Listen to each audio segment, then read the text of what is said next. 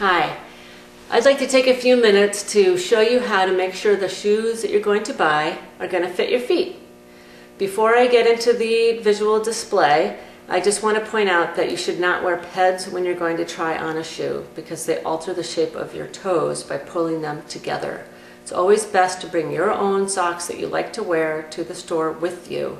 And if you're getting custom shoes, bring those to get measured. Clark, can you come over here, please? The first thing that you want to do is take the shoe that you're going to buy and pull out the insole.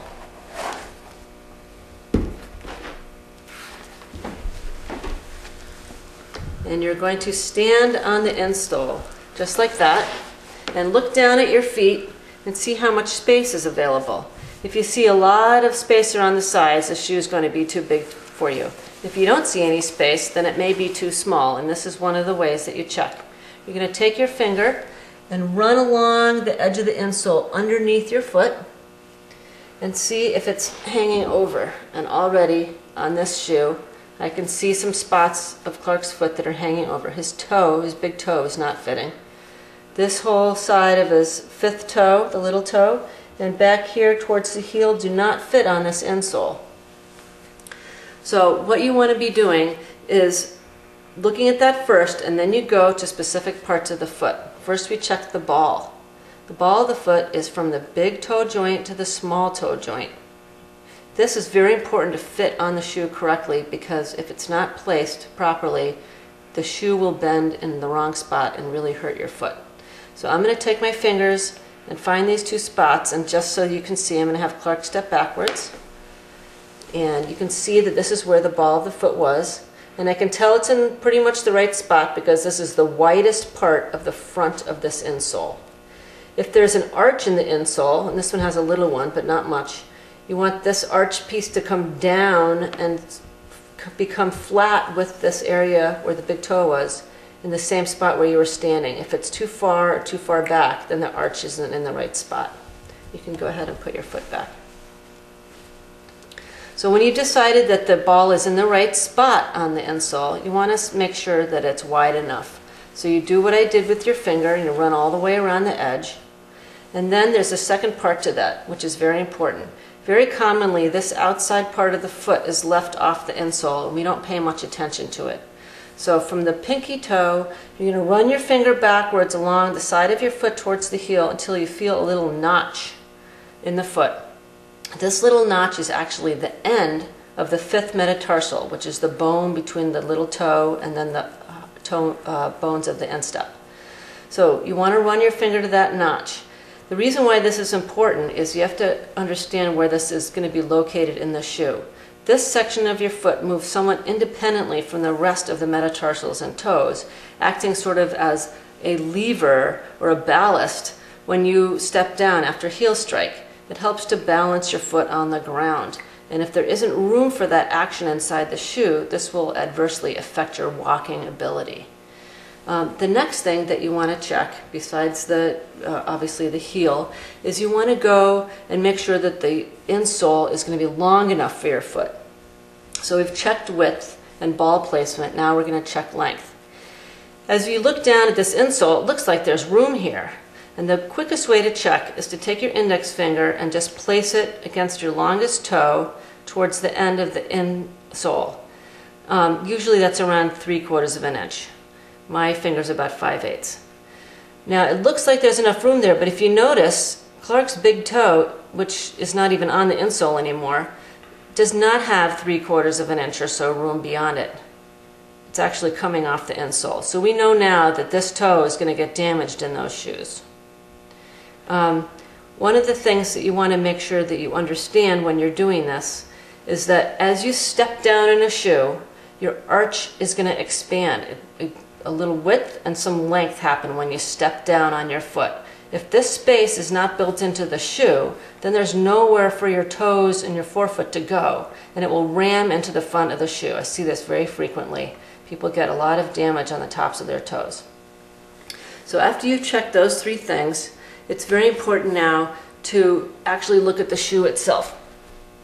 So with the insole still out, I'm going to take my hand and just go inside the shoe. And I'm looking for spots of irritation. Seams, overlays, the toe box, which is the stiffener underneath the layers of leather or material on the top of the shoe, which gives the shoe shape. You want to find where that is, if it has one, and you want to see if there's anything sharp or something that's going to irritate against your sensitive parts of your foot.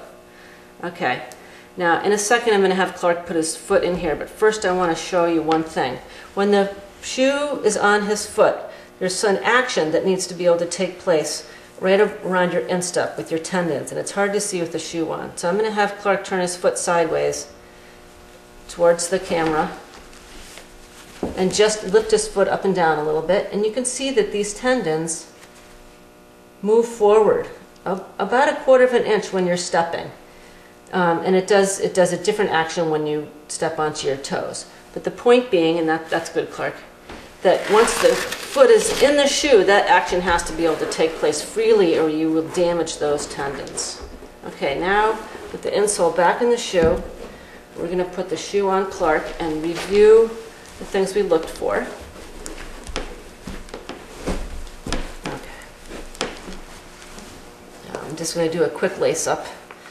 Be careful to always lace your shoes well from the bottom up, but I'm doing this swiftly. Okay. Now with the shoe on, there's a couple things you want to look for. If you turn your foot sideways, that would be great. You want to make sure that your ankle bone is not rubbing against the side of the collar too much, because if it is, it can irritate the tendons and the nerves that are going right through this zone of your foot.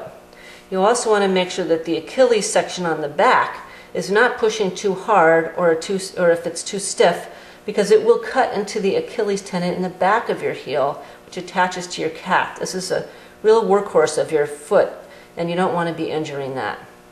The next thing you want to look at is toe room. Now I'm not checking to see if the shoe fits. I'm not pressing on his toe and saying, oh, the shoe fits you. That doesn't work. What I'm checking for is to see how much wiggle room he has. Go ahead and wiggle your toes. He has to be able to move his toes around, especially if you're actually walking as an activity, because toe usage promotes the circulation in your foot. You have to be able to propel with your toes, push the blood around inside of your foot, and be able to use all the muscles and the tendons and everything related to walking fully. And with constricted toes, that just does not happen. Now, if you could point your foot more towards the camera. So now we talked about the insole before. So I'm looking now at the places of concern, and I can feel his feet pressing through the shoe on these parts of the insole that were too small. That makes me very concerned, because eventually this is going to cause repetitive stress injury on these areas. This is a fairly stiff shoe. It has molding coming up around the sides, right around that section of his foot, which can also further constrict his foot. So with all of this in mind, I'm going to leave you with just a few more thoughts. When you go to the shoe store, remember that you'll see a shoe like this. It looks great. It's fun. You put your foot in, it seems like it's okay, you buy it and you leave. But the interesting thing about this is, this shoe did not fit his foot. He got his foot in, it does not fit him. It's going to cause him a problem later. So you have to take these steps to make sure that the shoe actually does fit you. So if you're going to go to a shoe store, make sure they always measure you every time.